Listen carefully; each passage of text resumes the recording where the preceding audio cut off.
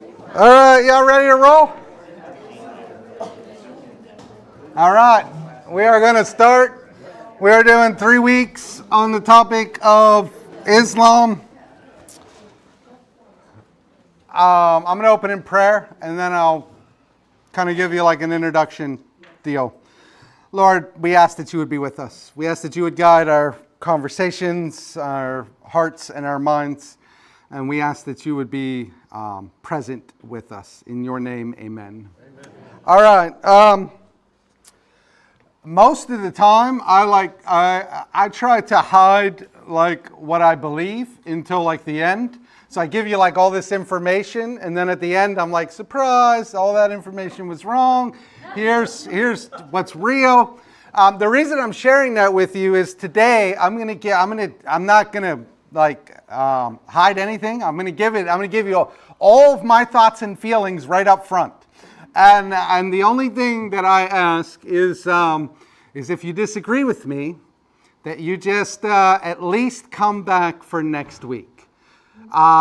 Because next week, basically today is I'm gonna give you my positions on things, and then I'm going to give you some of the reasons why. But next week is when I really delve in and really start unpacking some of the interesting components of Islam. So we're going to jump in. And the series came about in the summer, last summer. I don't know if you do this, but I ask myself things. And I was asking myself, like, what is one thing that is super important that I don't know enough about? And I settled on Islam. And so for the last 9 months, I would say, I've been trying to study as much as I can on it. So I'm not an expert. I'm 9 months in. But this is where I'm at. So I'm going to share with you a couple things. I'll bring you into some different history today. And then hopefully we can get into Muhammad's life.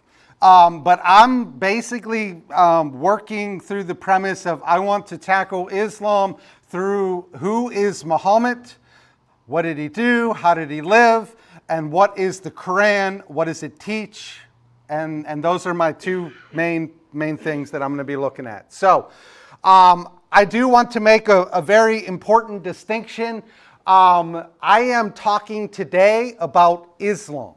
I am not talking about all Muslims. I am not talking about your random Muslim friend that you have. I am talking about the religion of Islam. That is what I'm talking about. So if you bring up to me like your one random Muslim friend, it's irrelevant. And it's irrelevant in the same way that that you can have some Christians who have different ideas, and you say, well, this person believes this. Well, that person does not represent the entirety of Christianity. I am looking at what is Islam through the lens of Muhammad and the Quran. And I think that that's the way to approach it. So I'm talking about the teachings of Islam, not your random friend. There does exist cultural or moderate Muslims. They do exist. They do not represent the teachings of Islam. Just like I said, you can have moderate or cultural Christians. They do not represent the teachings of Christianity. So we're going to stick to what is in the Quran and what Muslim taught, or what Muhammad taught.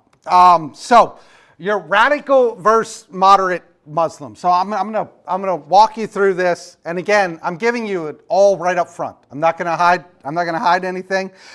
So in the Western world, people generally think of Islam as having two different types: your typical type and your radical type. And the typical, and what we conclude is that the typical Muslims are following the original faith, while the radical Muslims are following a distorted vision of Islam. And is that correct? That's what we generally hear. Is that correct? Okay. In truth, what we would label as a radical Muslim is just normative Islam. Like if you go back to the teachings of Muhammad and you go back to the Quran, a radical Muslim is just living the teachings of Islam. And your moderate or your cultural Muslims are the deviation. And so I'm gonna show you all the stuff. I'm gonna walk you through, but I want you to understand how I'm approaching it, from what lens I'm approaching it from. Islam, you're going to hear continuously that Islam is a religion of peace. In fact, they're going to go to their name to show you that it's a religion of peace. And they're going to say Islam means peace. But Islam doesn't actually mean peace. It means submission. And the way that they get there is Salam, which has the same root as Islam. That actually means peace. But Islam means submission. It's peace through submission. And you might want to ask, submission to what? It would be submission to the teachings of Muhammad and the teachings of the Quran. It's peace through submission to those two core things. Islam is not a religion of peace. They are either lying to you or they do not know.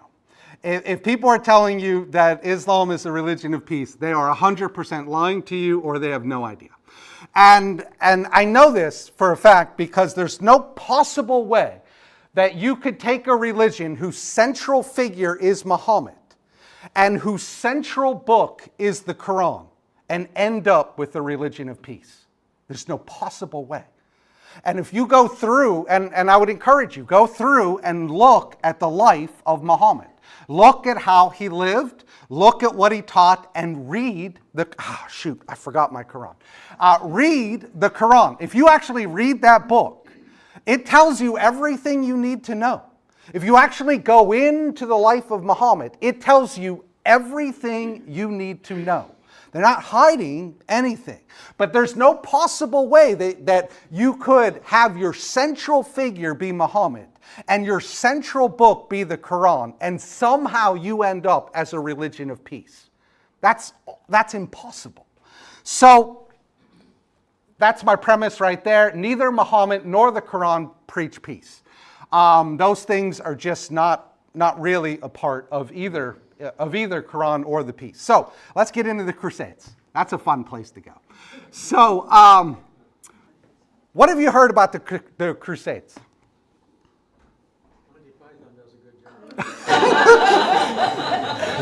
They do a really good job. They killed a lot of Christians, a lot of Jews, and a lot of Muslims. Okay. I think that's a good summary. A lot of those people died. What else? Retake the Holy Land. Retake the Holy Land. So who started it? Christians. Okay. All right. So I want to walk you through the Crusades because I was taught, even in seminary, that the Crusades are an absolute horrible thing, and I'm not an apologist for the Crusades in any regard. But when I'm done going through the Crusades, I want you to ask the question, what would you do? Like, what would you actually do given the circumstances? So, even in seminary, I was told the Crusades are a horrible thing and Christians did a really bad thing and we should have never done that and this was all the fault of Christians. I'm going to give you a professor at Georgetown. This is the professor on Islamic studies in the United States. His name is John Esposito. You can look him up. He's the real deal as far as Islamic studies in the United States. People go to Georgetown just to study under this guy. So this is what he wrote in his book, Islam, the Straight Path. He wrote 5 centuries of peace, of peaceful coexistence between Muslims and Christians elapsed before an imperial papal power play led to centuries of so-called holy wars that have left a legacy of misunderstanding and distrust. Okay? That's what he wrote in his book. What is he saying?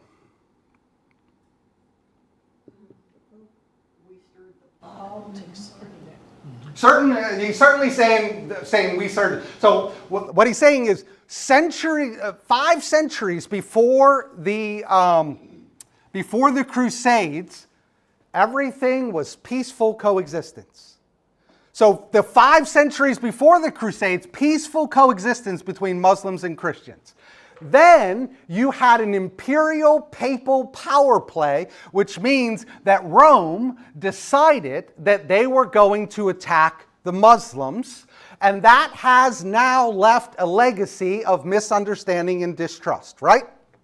That's exactly what he said. Essentially, everything was peaceful and good until the Christians randomly decided to go on a holy war against Islam. Is that fair? Is that a fair critique of what he's saying? Okay, he's lying to you. I'm going to walk you through, and I'm going to show you it in history that I know that you already know.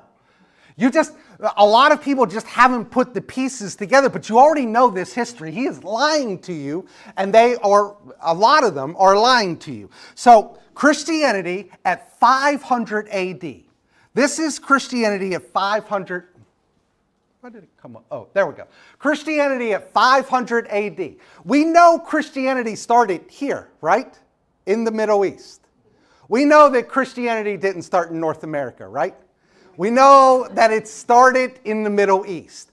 We also know that in the first 500 years of Christendom, there were 5 centers of Christianity, 5 hubs. And if you go back and you look at your councils, your creeds, all of this is taking place in this area right here. And your 5 centers are Rome, Constantinople, Alexandria, Antioch, and Jerusalem.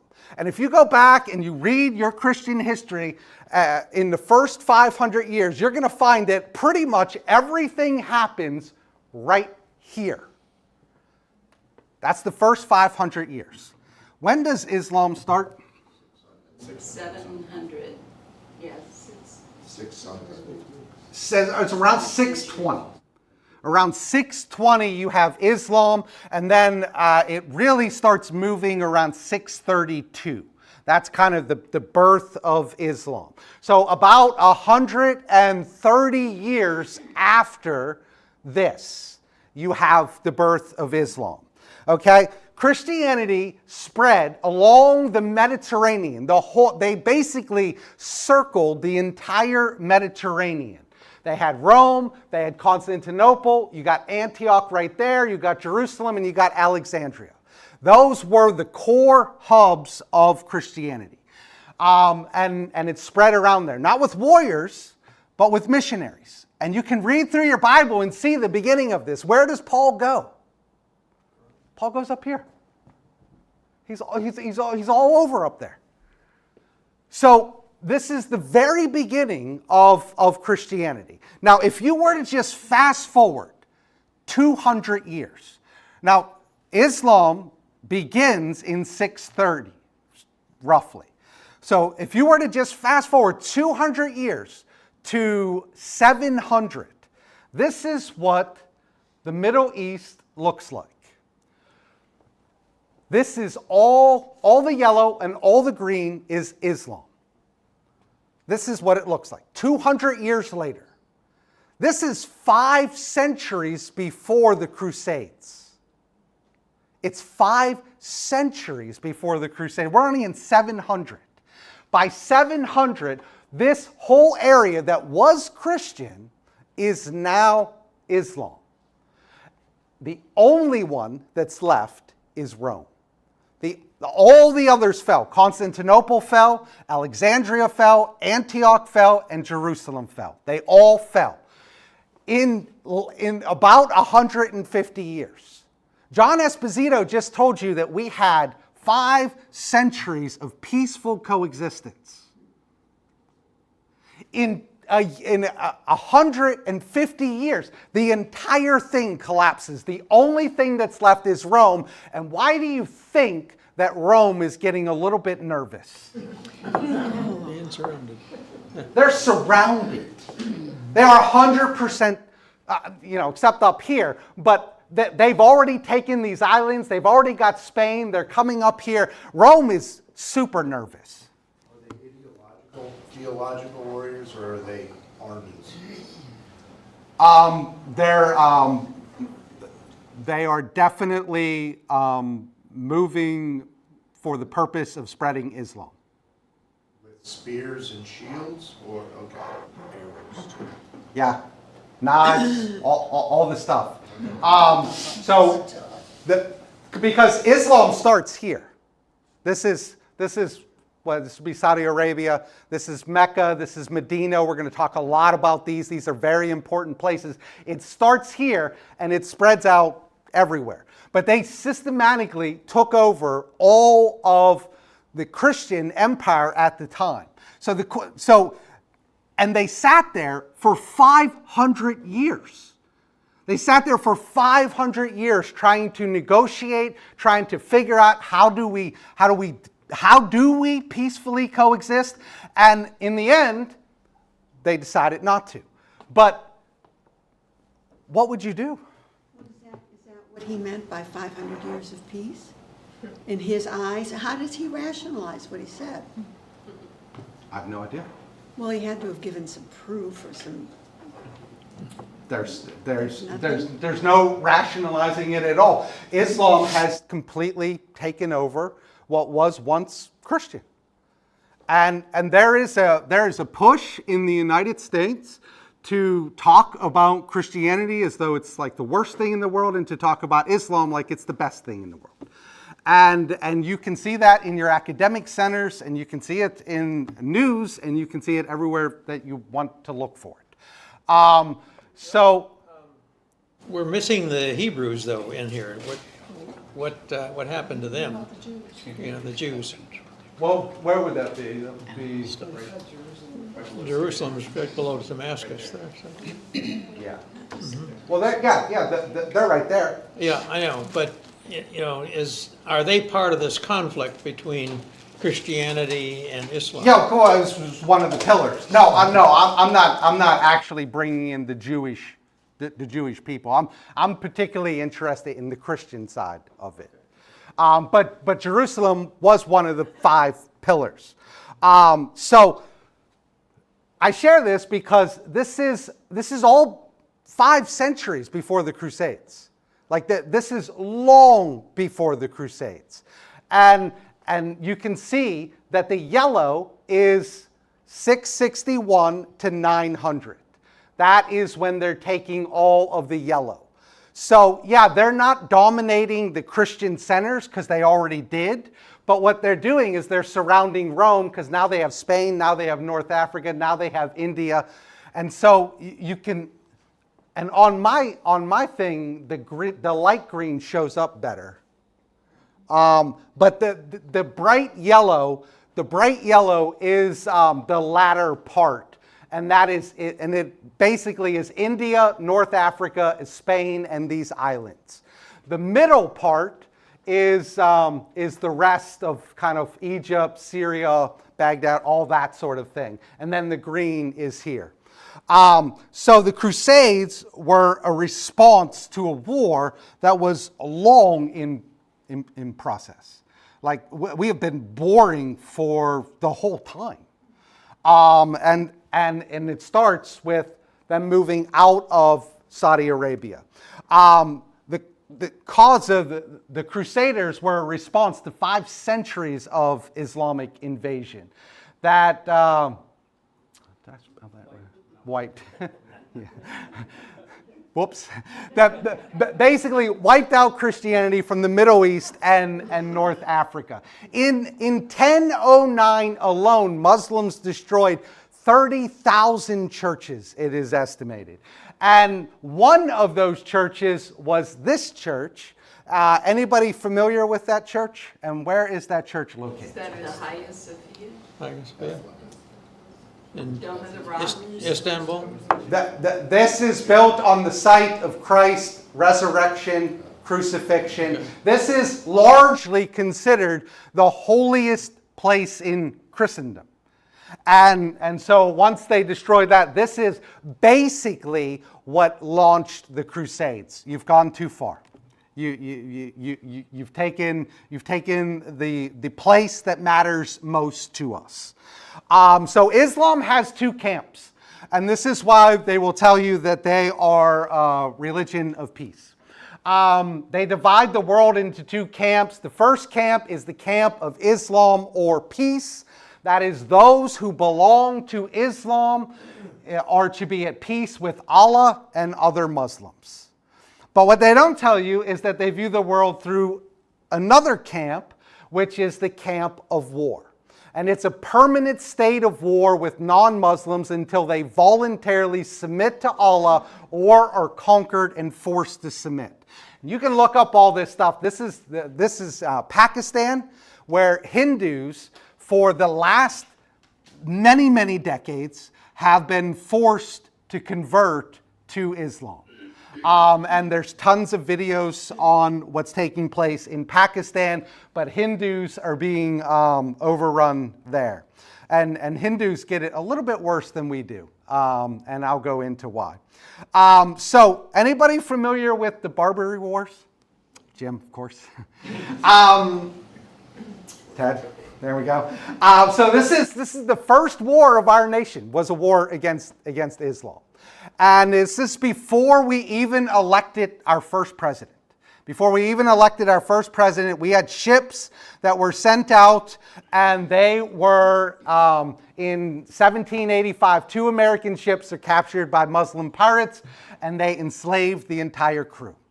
And so the first war, in an effort to peacefully resolve the situation, Thomas Jefferson and John Adams meet with Tripoli's ambassador to Britain, Abdullah Rahman Ajah. But this is the really cool part. So we actually have the correspondence. And so the resulting meeting is detailed in a letter they wrote to Congress in 1786. And this is the first part of the letter that they wrote.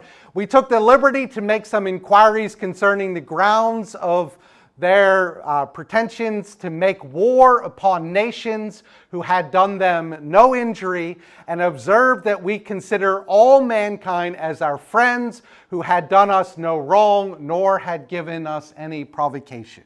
They're basically saying we went to find out why they're doing this to us when we consider all human beings our friends who have given us no reason to think otherwise. And this is what they say was the response. The ambassador answered us that it was founded on the laws of their prophet, and that it was written in their Quran that all nations who should not have acknowledged their authority were sinners, that it was their right and duty to make war upon them wherever they could be found, and to make slaves of all that they could take as prisoners, and that every Muslim man who should be slain in battle was sure to go to paradise.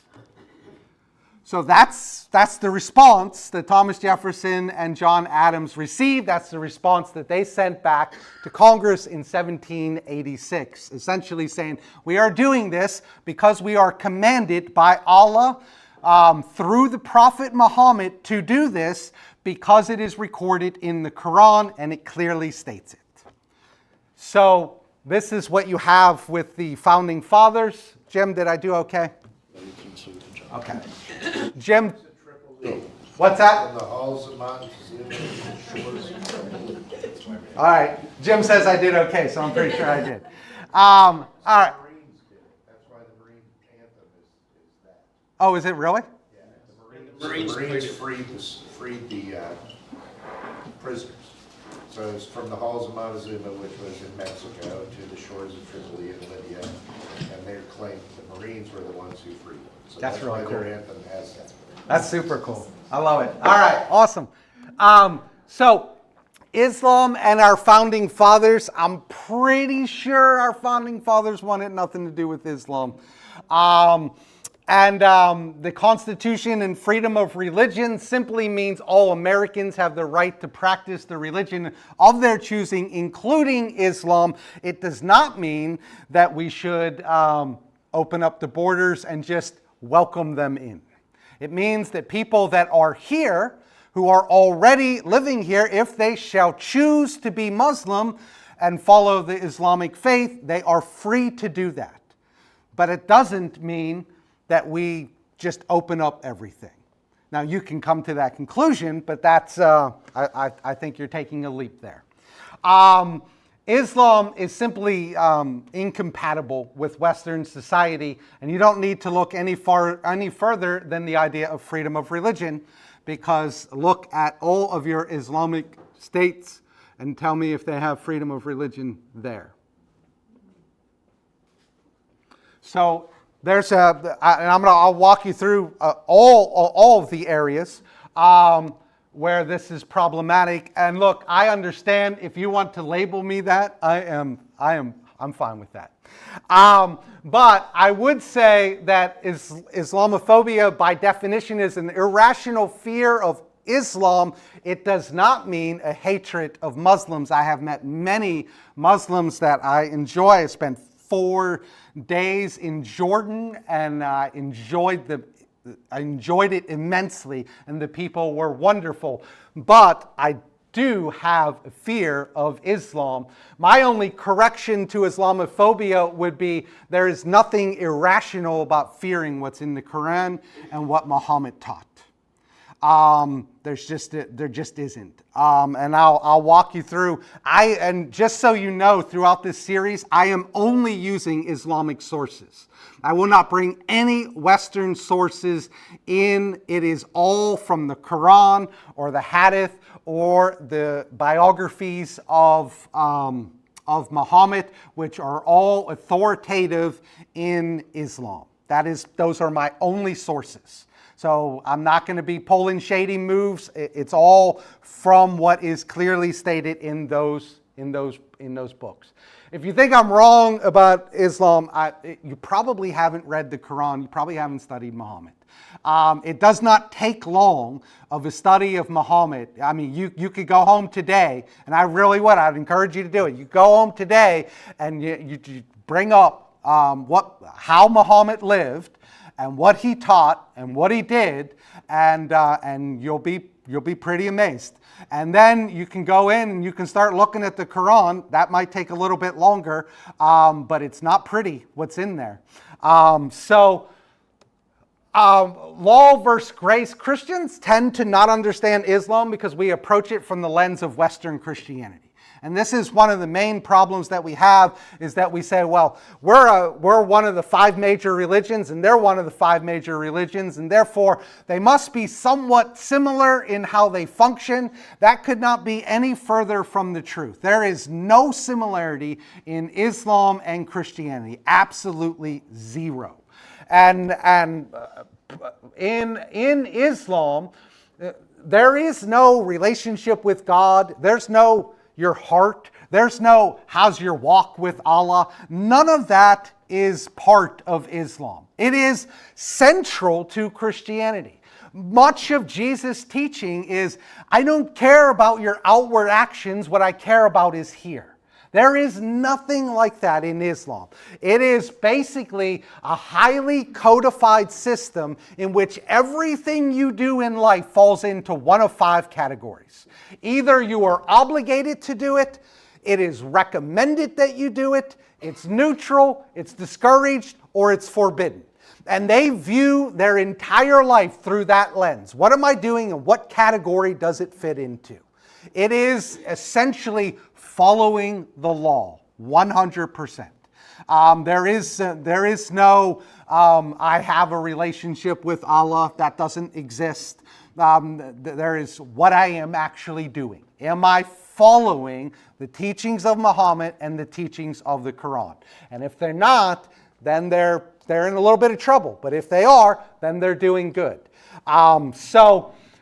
The Islamic law or Sharia law are laws based on the Quran, but largely based on the Hadith, which is very different from the Quran, but it also has authority. So for example, the fact that they have to pray 5 times a day, you will not find that in the Quran at all. It doesn't exist. It's in the Hadith. That's where they get that. The Hadith, so the Quran is basically like, if you were to read through your Bible, it's basically like the prophecies in Scripture, and the Hadith is basically like the law of Moses. And so the two come together and they give them an understanding of how they're supposed to live as Muslims. Jim? Who and when was the Hadith written? That I have to do a lot more research on, because this week is an introduction in Muhammad, and then the second week is the Quran, or the second and third week is the Quran and the Hadith. And to be honest with you, I just haven't made it that far. But I will have that for you. I think different authorities recognize different hadith. Yeah, they do. But most of the stuff overlaps. So the Sunni and the Shia, most of the stuff overlaps. There are some differences, and most of the differences go back to which caliphate they believe that they follow. But there are some differences, and we'll go through the differences. So there are 2 pillars of Islam. I know they have the 5 pillars. I'm not talking about the 5 pillars yet. That's later on. But there are mostly 2 pillars of Islam. There are also 2 pillars of Christianity. What are the 2 pillars of Christianity?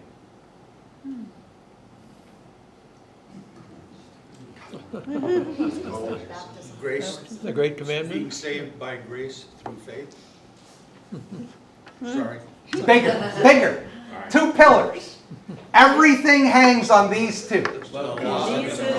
Jesus. We're just going to settle right on Jesus. Jesus, and the second pillar is The cross. the Bible. Resurrection. Jesus and the Bible. You know nothing about Christianity without the Bible, and you know nothing of who God is and what God desires of you without Jesus. Those are the 2 pillars. Everything rests on those. So if you took that principle and you said, okay, Islam also has two pillars, what are they? Muhammad and the Quran. Everything centers around Muhammad and the Quran. If you want to understand Islam, the easiest way to do it is to understand who this guy was and what this book is. What does this guy teach? How does this guy live? And what is in that book? Just like if you want to know Christianity, it's Jesus and the Bible. There's nobody who you would say, like, somebody comes to you and they say, I want to understand Christianity. You would most likely point them to the teachings of Jesus in the Bible, right? Well, this is what we're doing. We're going to the teachings of Muhammad and the Quran to figure it out. So we do have some time to go through the Prophet Muhammad. I'm going to give you his early life, and that's probably all that we'll have time for. But I want you to remember Mecca and Medina, because those are really important places. All right, so if you're going to understand Islam, you have to understand the Prophet Muhammad. He is central to Islam. He's basically the Christ figure for the Islamic faith. He's not merely a prophet. He is the true, perfect prophet of Allah. Alone, I'm not even allowed to do this. I'm in trouble already. There's a symbol that I could have put up there, but I chose to go with the picture instead. But yeah, you're not allowed to criticize. You're not allowed to say anything bad about Muhammad. You're not allowed to even use a picture or any of that. All of it is forbidden. He's not just a prophet. He's not a prophet like Abraham. He's not a prophet like Elijah. He is the one true, perfect, and that is really important, perfect prophet of Allah. So if you look at Christianity, and let's say Randy came up to me and he said, well, I became a Christian, now I need to know, how should I live? What would I point him towards? Jesus, I'll point him towards Jesus. If you want to know how to live, live like Jesus lived, right? Jesus is the example in Christianity. Muhammad is the example in Islam. He is considered worthy of all emulation. So everything that he did and everything that he said is fair game, because what they teach is he is worthy of full emulation in much the same way that we say that about Jesus, which means Jesus is fair game for Christians, right? Everybody can attack Jesus. Everybody can say, well, he said this and he did this. Are you embarrassed by anything that Jesus did or said? I think it's a pretty great, if you're going to square down on one person to say, I live my life according to what this guy, how he lived and what he taught, I think that's a pretty good place to be. I don't think it's a good place to be if you're a Muslim, because Muhammad's life is a mess. And I'll walk you through it mostly next week. I'm going to walk you through it. But this week, I'm giving you his basic history. He is worthy of all honor, devotion, and complete emulation. So his childhood, Muhammad's born in Mecca around 570 AD. He does not have a great childhood. So his father is going to die before he's born. His mother is going to die when he's 2 years old. And then he's going to go live with his grandfather, who's going to die when he's 11. And then he's going to go live with his uncle. He's going to live under his uncle's care. So he's gone through a lot of trauma. He's born and raised in a polytheistic society. This is very important. That whole region is polytheistic, meaning they worship many gods, lots of gods, and just like Hindus do today. And he is largely considered to be illiterate, although some people argue that point. But he is extremely contemplative. So he is kind of like a mystic. So in Christianity, we have Christian mystics, and they are basically people who would, like the desert fathers, they went out into the desert just to spend time in the presence of God. Like they lived out there. So he's kind of like a mystic, very contemplative. Well, he is going to, at the age of 25, he's going to marry a woman who is 40 years old. He's doing some odd jobs for her. And ends up marrying her, and she is pretty wealthy. She's got a lot of money, and so he has no need to work. So he can go out into the mountains and do what he loves doing, which is just sit and take things in. He's very contemplative. So at 40 years old, Muhammad's going to have his first vision. And his first vision is a divine being coming and commanding him to recite, to which Muhammad says, I don't know what to recite. What should I recite? Eventually he does it, and he recites the words, and these are the words that he recited, and this is the very beginning of the Quran. Now, it's not the beginning of the Quran. If you open up the Quran isn't structured the way that you think it would be. It is structured by longest to shortest visions, essentially. But I'll get into how it's structured. So it's not structured chronologically. It's not structured by...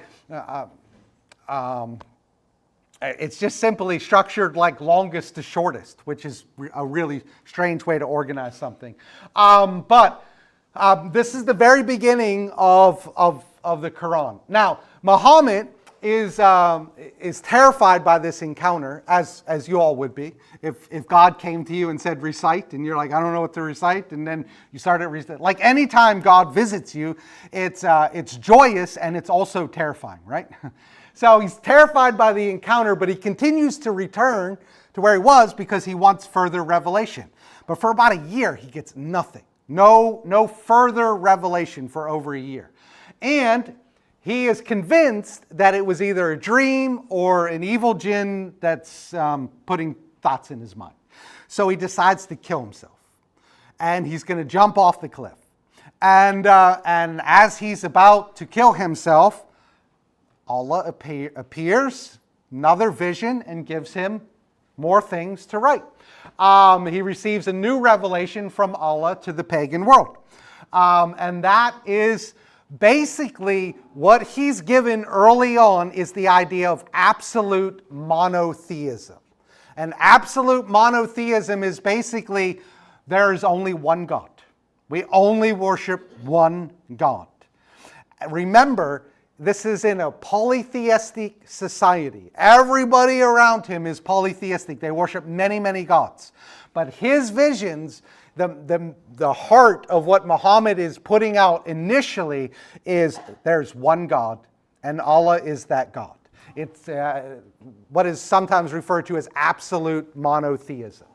So if you're ever curious why Muslims have such a hard time with the Trinity, and that's the reason why. Because they're looking at it and they're saying, you worship three gods.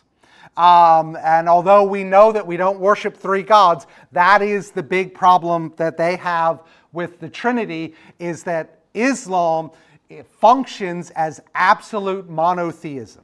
So there's one God. His message does not go over well in the polytheistic communities.